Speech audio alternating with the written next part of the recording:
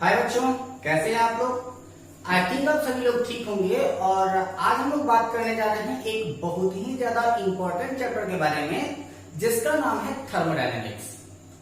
कई सारे लोग ये सोच रहे होंगे कि आखिर थर्मोडायनेमिक्स क्यों, क्योंकि अभी आपके एक चैप्टर पहले जो है वो आपका सरफेस केमिस्ट्री है, जिसे मैंने अभी तक ब्रेक किया है। सरफेस केमिस्ट्री को छोड़ करके मैं आगे बढ़ा आपको थर्मोडायनेमिक्स पढ़ाने के लिए। अब यहाँ पर आपके लिए थर्मोडायनेमिक्स देख करके ही कई सारे लोग डर जाते हैं कि आखिर ये थर्मोडायनेमिक्स क्यों, क्या है ये थर्मोडायनेमिक्स। इस थर्मोडायनेमिक्स के बारे में आपको फिजिक्स में भी पढ़ना है, केमिस्ट्री में भी पढ़ना है। आखिर थर्मोडायनेमिक्स पढ़ने की हम लोग को जरूरत क्यों हुई। तो सबसे पहले हम लोग ये जान लेते हैं कि आखिर ये आपका थर्मोडायनेमिक्स है क्या। तो आइए जानते हैं वो थर्मोडायनेमिक्स क्या है। तो आपको पता है कि यहाँ पर आपका क्या है, थर्मो का मतलब होता है, इसको हम लोग कह सकते हैं कि थर्मो का मतलब क्या होता है आपका हीट, और डायनामिक्स आपको पता होगा कि आपने दो प्रकार के मोशन पढ़े हैं, एक को पढ़ा है आपने स्टैटिक्स और दूसरे को पढ़ा है डायनामिक्स। तो जो आपका डायनामिक्स होता है उसी डायनामिक्स को हम लोग कहते हैं मोशन, ठीक है। तो थर्मोडायनामिक्स क्या है आपका, the motion of heat is known as thermodynamics. जो आपके हीट का मोशन है, जो आपकी एनर्जी का मोशन है, उसी को हम लोग क्या कहते हैं, थर्मोडायनामिक्स कहते हैं। अब एक्चुअली जो आपका जितना भी थर्मोडायनामिक्स का टर्म है, इतना ज्यादा इंटरेस्टिंग टर्म है कि आप उसको थोड़ा सा ध्यान देकर के पढ़ेंगे तो वो आपको उतना ही ज्यादा इजी लगेगा। चाहे हम लोगों को उसके लिए कुछ ना कुछ ट्रिक ही क्यों ना लगाना पड़े, लेकिन उसको हम लोग बड़े अच्छी तरीके से कंप्लीटली पढ़ेंगे, ताकि थर्मोडायनामिक्स आप लोगों का पूरी तरीके से उसका कॉन्सेप्ट क्लियर हो जाए। एक्चुअली अगर हम बात करें कि आखिर थर्मोडायनामिक्स है क्या, तो थर्मोडायनामिक्स के बारे में एक बार अल्बर्ट आइंस्टीन ने कहा क्या था कि थर्मोडायनामिक्स एक ऐसा टर्म है जिसमें जो चीजें होती हैं वो फैक्ट होती हैं, उसमें किसी भी तरीके का कोई एक्सेप्शन नहीं है। अगर हम लोग केमिस्ट्री की बात करें तो केमिस्ट्री हम लोग क्या देखते हैं कि chemistry is a science of exception. Chemistry क्या है कि उसमें ज्यादातर हम लोग जो देखते हैं वो आपका एक्सेप्शन ही देखते हैं। लेकिन जब हम थर्मोडायनामिक्स की बात करते हैं तो थर्मोडायनामिक्स में वो किसी भी एक्सेप्शन की कोई बात नहीं करता, वो सीधी सीधी बात ये कहता है कि ये चीज है मतलब है, उसमें किसी भी प्रकार का कोई भी एक्सेप्शन नहीं है। इसी के अकॉर्डिंग हम लोग अगर फिजिक्स पढ़ते हैं तो फिजिक्स में आपको कनॉट साइकिल पढ़ना होता है। इसी के बाद फिर आपको थर्मोडायनामिक्स के अकॉर्डिंग आपका रिलेटिविटी थ्योरी पढ़ना होता है, और पूरी तरीके से एनर्जी थ्योरी को डिफाइन करना होता है। तो जो भी हम लोग हमारे सिलेबस में जितना भी आपके थर्मोडायनामिक्स के बारे में है, उस थर्मोडायनामिक्स के बारे में हम लोग पढ़ लेते हैं।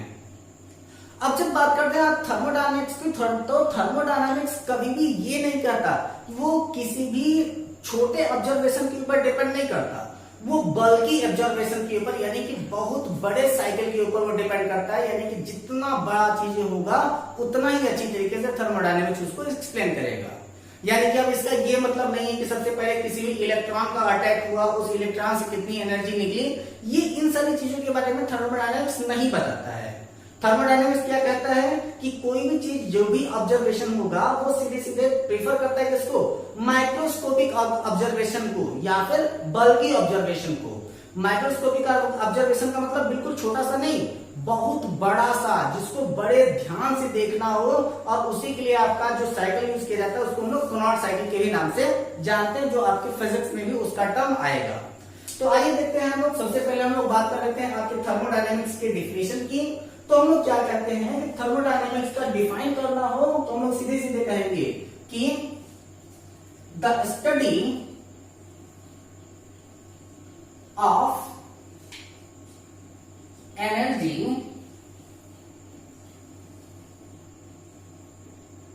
Transformation, the study of energy transformation is known as thermodynamics. जो एनर्जी का ही ट्रांसफॉर्म है, जैसे आपका एनर्जी का ट्रांसफर हो रहा है, जैसे कि अगर आप लोग बात कर लें क्या कि किसी भी तरीके से अगर आप एक जैसे फ्लक्स ले लीजिए, तो इस फ्लक्स के ऊपर क्या है कि आपका चारों तरफ से आपका क्या हो जाएगा, इसका वॉल हो जाएगा, और इसके पास में जो आपकी वॉल है या फिर जो आपकी बाउंड्री है वो आपकी रियल बाउंड्री भी हो सकती है, या फिर उसकी वो इमेजिनरी बाउंड्री भी हो सकती है।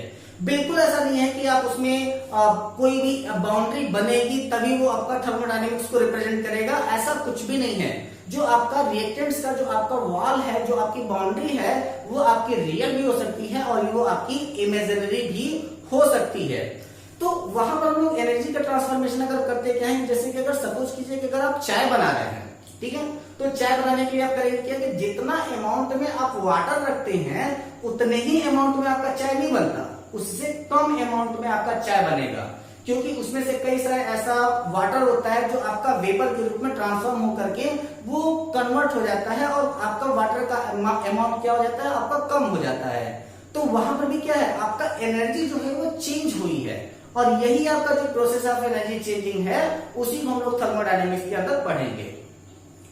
अब बात यह आ जाती है कि आखिर हमको थर्मोडायनेमिक्स की जरूरत पड़ी क्यों। तो ध्यान दीजिएगा कि थर्मोडायनेमिक्स वो कभी नहीं कहता कि बीच में क्या हुआ, वो कभी नहीं कहेगा कि बीच में, वो आपका उसको सीधी सीधे मतलब क्या है कि उसको मतलब है रिएक्टेंट से, और उसके बाद फिर उसको सीधे मतलब है प्रोडक्ट से। बीच में उसके साथ कैसा क्या हुआ, क्या साइकिल हुई, कुछ भी उसको मतलब नहीं है।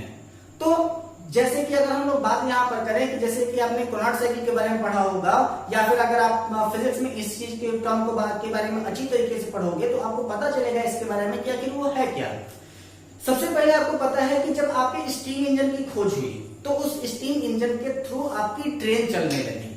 अब वहां पर हुआ क्या कि वहां पर ट्रेन चल रही है, यानी कि हमारे पास सिर्फ इस चीज से मतलब है कि हमको ट्रेन चलाना है, उसमें कितनी अमाउंट ऑफ एनर्जी यूज हो रही है इससे हमसे कोई मतलब नहीं है।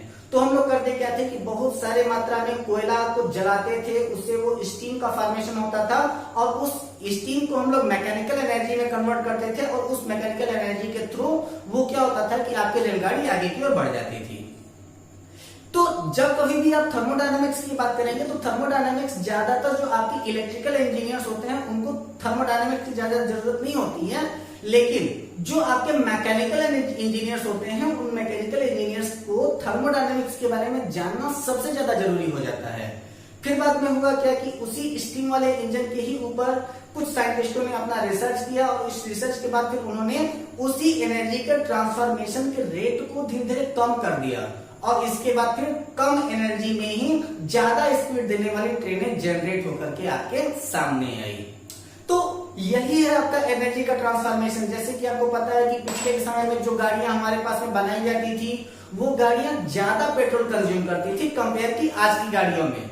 आज आप जब भी मार्केट में जाते हो, आपके पास गाड़ी परचेज करना होता है, 4 व्हीलर पर परचेज करते हो, तो आप ये जरूर देखते हो कि ये गाड़ी माइलेज कितना दे रही है। माइलेज देने का मतलब है कि वो कितना कम पेट्रोल ले रही है। कम पेट्रोल का मतलब कि कम पेट्रोल में वो कितना ज्यादा दूरी ट्रेवल कर सकती है। इन्हीं सारी चीजों की जो स्टडी है वह है आपकी थर्मोडायनामिक्स। तो थर्मोडायनामिक्स को हम लोग क्या कहते हैं कि थर्मो का मतलब होता है हीट, और आपका डायनामिक्स का मतलब होता है मोशन, यानी कि the motion of heat is known as thermodynamics, या फिर the study of energy transformation is known as thermodynamics. बस इतनी ही बातों को ध्यान में रखना है। इसके बाद फिर इसके जो स्पेसिफिक टर्म्स है उसको हम लोग आगे की ओर पढ़ते चले जाते हैं।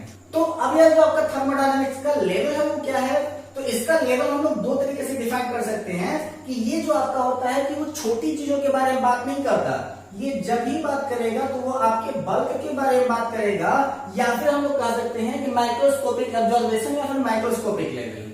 ठीक है, माइक्रोस्कोपिक लेवल के ऊपर ये बात करता है। ठीक, तो अब यहां पर हम लोग क्या करते हैं कि इसके पास अब हम लोग बात करते हैं इनके सिस्टम्स की और इनके सराउंडिंग्स की, कि आखिर इनका सिस्टम क्या है और इनकी सराउंडिंग क्या है, जिसके अकॉर्डिंग हम लोग क्या कर सकते हैं कि इनके ऊपर हम लोग बात कर सकते हैं कि आखिर इनका सिस्टम क्या है और इनकी सराउंडिंग क्या है। तो let's know about system and surrounding. क्या है आपका सिस्टम एंड सराउंडिंग। तो सिस्टम एंड सराउंडिंग के बारे में जानते हैं, तो सबसे पहले बात कर लेते हैं हम लोग क्या सिस्टम के बारे में। तो आप ध्यान दे रहे होंगे कि यहाँ पर सिस्टम का मतलब है कि जिसके ऊपर हम लोग काम कर रहे हैं, और सराउंडिंग का मतलब कि जो हमारे आसपास है। सराउंड का मतलब क्या है, आसपास, और सिस्टम जिसके ऊपर हम लोग काम कर रहे हैं। तो जी बिल्कुल सिंपल से इसकी डिफिनेशन है, तो वो हम लोग क्या कहते हैं कि the part of universe under observation, the part of universe under observation. ठीक है, तो ये क्या आ जाएगा आपका the part of universe under observation. अब यहां पर हम तो बात कर रहे थे कि यार हम लोग तो केवल जनरल चीजों के बारे में बात कर रहे थे, यहां पर यूनिवर्स कहां से आ गया, तो हम बात करते हैं सराउंडिंग के बारे में।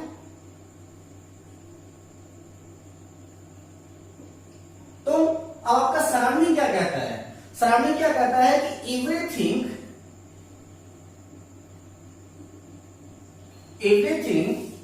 अदर देन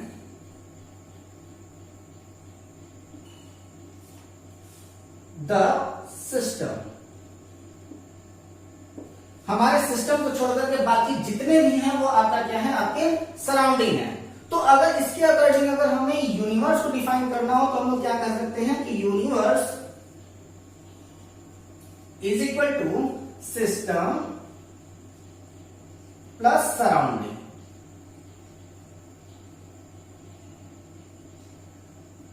स्पेलिंग अगर कहीं अगर दिक्कत हो तो आप उसको देख लीजिएगा। तो यूनिवर्स का क्या मतलब है आपका सिस्टम प्लस सराउंडिंग। सिस्टम क्या कह रहा है कि part of universe under observation, यानी कि सिर्फ उतनी चीजें जिसको हम ऑब्जर्व कर रहे हैं, जिनके बारे में हम लोग जान रहे हैं, और सराउंडिंग क्या है कि जिसके बारे में हम जान रहे हैं उसके बाहर की सारी चीजें। तो उसी दोनों को मिलाकर के आपका क्या बन जाएगा, आपका यूनिवर्स बन जाएगा। दैट इज मीन्स कि अगर आपको सराउंडिंग याद करना होगा, सराउंडिंग को नोट करना होगा, तो आप क्या करेंगे, यूनिवर्स माइनस सिस्टम कर देंगे, वो आपका सराउंडिंग निकल जाएगा। और अगर आपको सिस्टम के बारे में करना होगा तो आप क्या करेंगे, आपका universe minus surrounding is equal to आपका सिस्टम निकल जाएगा कि आप किस सिस्टम के ऊपर वर्क कर रहे हो। चलिए आगे की ओर चलते हैं और हम लोग बात करते हैं इसके वाल के बारे में कि आखिर इनकी वाल या इनकी बाउंड्री क्या है। अब वाल का मतलब आप लोग राहुल द्रविड़ नहीं समझ लेंगे, ठीक है। तो ये आपका वाल थर्मोडायनेमिक्स वाला है, वाल या फिर बाउंड्री। ये आपकी बाउंड्री क्या हो सकती है, ये मैंने आपको बताया कि आपके थर्मोडायनेमिक्स की बाउंड्री क्या होगी, आपकी रियल भी हो सकती है या फिर वो आपकी इमेजिनरी भी हो सकती है। तो बाउंड्री कैसी होगी, आपकी रियल होगी या फिर आपकी इमेजिनरी होगी। तो वाल कैसी हो सकती है, वो आपकी या तो रियल हो सकती है या फिर वो आपकी इमेजिनरी हो सकती है। अब हम लोग बात करते हैं आपके टाइप्स ऑफ सिस्टम के बारे में कि आखिर आपका जो सिस्टम है वो कितने टाइप का हो सकता है। तो हेडिंग कर लेते हैं हम लोग क्या, टाइप ऑफ सिस्टम। और टाइप ऑफ सिस्टम में सबसे पहला सिस्टम आपका आ जाता है जिसको हम लोग कहते हैं ओपन सिस्टम। अब ओपन सिस्टम क्या है, तो ओपन सिस्टम का मतलब होता है कि there is exchange of energy, there is exchange of energy and matter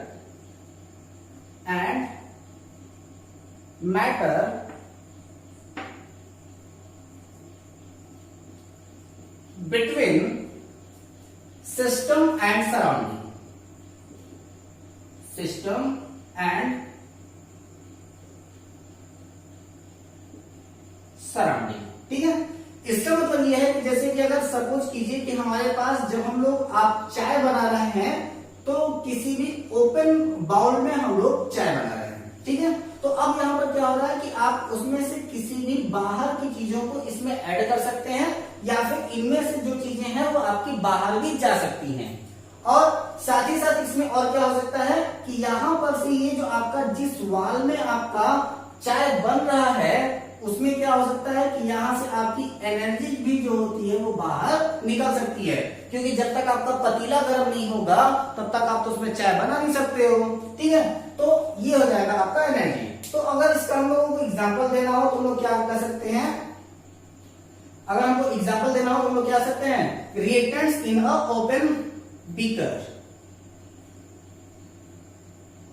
reactants in a open beaker, ठीक है। किसी भी ओपन बीकर में अगर हमारा रिएक्टेंट्स है तो वो क्या करेगा, उसमें किसी भी चीज को हम लोग ऐड कर सकते हैं या फिर उसमें से किसी भी चीज को हम लोग निकाल के बाहर भी कर सकते हैं। साथ ही साथ वहां पर जो आपकी वाल है वहां पर से एनर्जी का भी ट्रांसफॉर्मेशन हो सकता है। दूसरा है क्या, आप ओपन को हटा करके आप क्लोज सिस्टम लगा दीजिए। पूरा का पूरा डिफिनेशन ही मिटा देता हूं मैं। क्या रहेगा आपका क्लोज सिस्टम, क्लोज सिस्टम। और क्लोज सिस्टम में कुछ ज्यादा दिक्कत नहीं होने वाली, सारे डिफिनेशन आप लोग नोट करते हुए चलेंगे। तो अब ये क्या हो जाएगा, there is exchange of energy,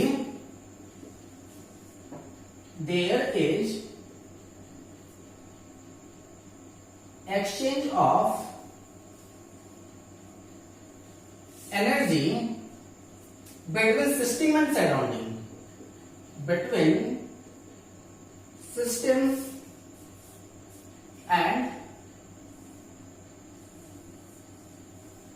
surrounding, ठीक है। सिस्टम एंड सराउंडिंग इसका मतलब है किसने सीधे सीधे मैटर को निकाल के गायब कर दिया। मैटर को भी निकाल के गायब करने का मतलब ये है कि ये अब हम लोग चाय बना रहे हैं किसमें, किसी भी ऐसे बास्केट में जहां पर आप किसी भी चीज को ना तो बाहर कर सकते हो और ना तो अंदर कर सकते हो। जैसे कि सपोज करो कि हम लोग चाय बना रहे हैं कुकर के अंदर। आज हम लोग शुरू से ही जब से थर्मोडायनामिक्स पढ़ना स्टार्ट किया तो हम लोग चाय की ही बात ज्यादा कर रहे हैं। लास्ट तक आज मैं चाय को छोड़ूंगा नहीं। आइए देखते हैं। तो अब यहाँ पर क्या हो जाता है कि अगर यहाँ पर अगर हम इस सिस्टम को बात करें तो यहां से आपकी एनर्जी जो होगी वो रिलीज हो सकती है, ठीक है। अब यहां से एनर्जी रिलीज कब हो सकती है, हमेशा तो यहां से आपकी एनर्जी तो रिलीज नहीं होगी। अब यहां पर ये क्या है कि अगर ये जो आपकी वाल है अगर ये कंडक्टिंग है तब तो यहां से एनर्जी बाहर जाएगी। अगर ये आपका कंडक्टिंग वॉल नहीं है तो एनर्जी बाहर नहीं जाएगी। तो हम लोग क्या कर सकते हैं, कंडक्टिंग वॉल, कंडक्टिंग वॉल, ठीक है। वॉल कैसी होनी चाहिए आपकी, कंडक्टिंग होनी चाहिए। तो अब इसके लिए अगर हम उसको अगर इसका रिएक्शन लिखना हो तो हम लोग क्या लिख सकते हैं कि reaction in a close beaker, reaction in a close beaker, ठीक है। हम लोग इसका रिएक्शन किसके साथ करा रहे हैं, तो इसमें हम लोग जो भी रिएक्शन करा रहे हैं वो आपकी किसी भी क्लोज बीकर में करा रहे हैं। जैसे कि चाय बना रहे हैं हम लोग कुकर में बना रहे हैं, ठीक। चलो अब इसके अलावा हमारा एक तीसरे टाइप का सिस्टम होता है और आज हम लोग सिर्फ यही तक बात करेंगे, फिर बाद में हम लोग इसके आगे की चीजों के बारे में बात करना स्टार्ट करेंगे। थर्ड है आपका, वो क्या है आपका आइसोलेटेड सिस्टम। क्या हो जाएगा आपका आइसोलेटेड सिस्टम। अब बात यह रहती है इंपॉर्टेंट कि आपका आइसोलेटेड सिस्टम क्या हो सकता है। तो आइसोलेटेड सिस्टम का मतलब होता है कि ना तो अंदर से कुछ बाहर जाए ना तो बाहर से कुछ अंदर आए। तो हम लोग क्या कर सकते हैं इसके लिए, तो हम लोग क्या करते हैं, देयर आर, सीधे डिफिनेशन की ओर आ जाते हैं, there are no exchange of energy, no exchange of energy between system and surrounding, system and surrounding, ठीक है। तो अब यहां पर क्या कह रहा है, there are no exchange of energy between system and surrounding. तो अब हम लोग क्या कर सकते हैं कि जैसे कि अगर यहां पर हम लोग कोई भी ऐसा सब्स्टिट्यूट ले रहे हैं जहां से एनर्जी ना तो बाहर जा पाए और ना तो वहां से एनर्जी जो है वो आपकी आकर के बाहर अंदर आ जाए, तो इसके लिए हम लोग क्या कर सकते हैं कि इसके लिए हम लोग क्या करते हैं,